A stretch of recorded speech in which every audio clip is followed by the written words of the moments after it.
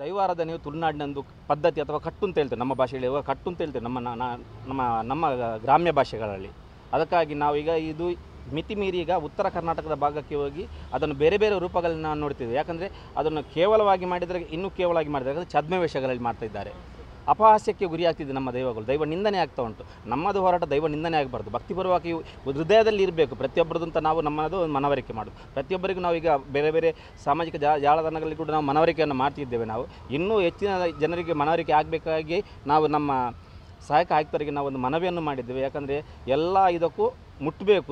ನಾವಿನ್ನು ಇವತ್ತು ಯಾವ ರೀತಿಯ ನಮ್ಮದೊಂದು ಹೋರಾಟ ಇದೆ, ಯಾತಕ್ಕಾಗಿ ನಾವು ಈ ಹೋರಾಟವನ್ನು ಮಾಡ್ತೇವೆ, ಮುಂದೆ ನಮ್ಮ ಧಾರ್ಮಿಕ ನೆಲೆಗಳು ಕೈತಪ್ಪಿ ಹೋಗ್ಬೋದು ಅಂತ ದೂರದೃಷ್ಟಿಯನ್ನು ಇಟ್ಕೊಂಡು ನಾವು ಈ ವೇದಿಕೆಯನ್ನು ಸೃಷ್ಟಿ ಮಾಡಿ ನಾವು ಇವತ್ತು ಈ ಹೋರಾಟಕ್ಕೆ ಇಳಿದಿದ್ದೇವೆ. ನಾವು ಎಚ್ಚರಿಕೆ ಅಂತ ಯಾರಿಗೂ ಕೊಡಲಿಲ್ಲ, ಎಲ್ಲರಿಗೂ ಮನವರಿಕೆ ಅಂತ ಮಾಡಿದ್ದೇವೆ. ಎಚ್ಚರಿಕೆ ಅಂತ ನಾವು ಕೊಡಲಿಕ್ಕೆ ನಾವು ಯಾರೂ ಅಲ್ಲ. ಯಾಕಂದರೆ ಎಚ್ಚರಿಕೆ ಕೊಡಬೇಕಾದ್ರೆ ನಮ್ಮ ನಂಬಿಕೆ ದೈವವೇ ಅವರಿಗೆ ಕೊಡಬೇಕು, ಅವರಿಗೆ ದೈವವೇ ಮನವರಿಕೆ ಮಾಡಬೇಕು.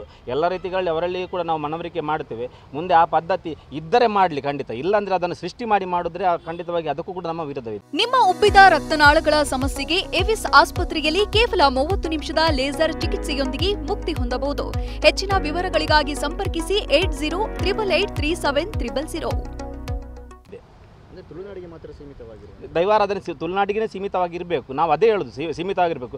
ಹಿಂದೆ ಏನಾದರೂ ಇದ್ದರೆ ಅದರಲ್ಲಿ ಆ ವ್ಯವಸ್ಥೆಯಲ್ಲಿ ಮಾಡಲಿ, ನಮಗೇನು ಅದು ನಮ್ಮದು ಅಭ್ಯಂತರವಿಲ್ಲ. ಆದರೆ ಇಲ್ಲಂತಾದರೆ ಅದನ್ನು ಮತ್ತೆ ಸೃಷ್ಟಿಯಾಗಿ ಮಾಡಿ ಕಮರ್ಷಿಯಲ್ ಆಗಿ ಮಾಡಿದರೆ ಅದಕ್ಕೆ ನಮ್ಮದು ಯಾವಾಗಲೂ ಪ್ರತಿರೋಧ ಇದ್ದೇ ಇರುತ್ತದೆ.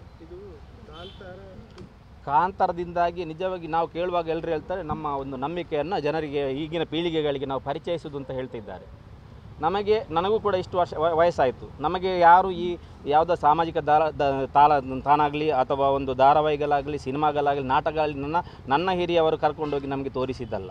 ನಮ್ಮದು ಮೂಲ ನಂಬಿಕೆಯ ಪ್ರಕಾರ ನಮ್ಮಲ್ಲಿ ಕೈಯಲ್ಲಿ ಇಟ್ಕೊಂಡಿದ್ದು ದೈವಸ್ಥಾನ, ಇದು ದೈವಗಳು, ಇದು ನಮ್ಮದು ಆರಾಧನೆಯ ಕ್ಷೇತ್ರ, ಆ ಥರ ನಮಗೆ ತೋರಿಸಿದ್ದಾರೆ ಹೊರತು ಯಾವ ಕಾಂತಾರದಂಥ ಸಿನಿಮಾಗಳು ನಮಗೆ ತೋರಿಸಲಿಲ್ಲ, ತೋರಿಸುವುದು ಬೇಡ, ಅದರ ಅವಶ್ಯಕತೆಯೂ ಇಲ್ಲ ಅಂತ ಹೇಳ್ತೇವೆ ನಾವು. ಕಾಂತಾರಕ್ಕೂ ಕೂಡ ಬಾಲು ಪೇಜವಾರ, ನಾವೊಂದು ಸಾಮಾಜಿಕ ಕಾರ್ಯಕರ್ತ ಅಷ್ಟೇ.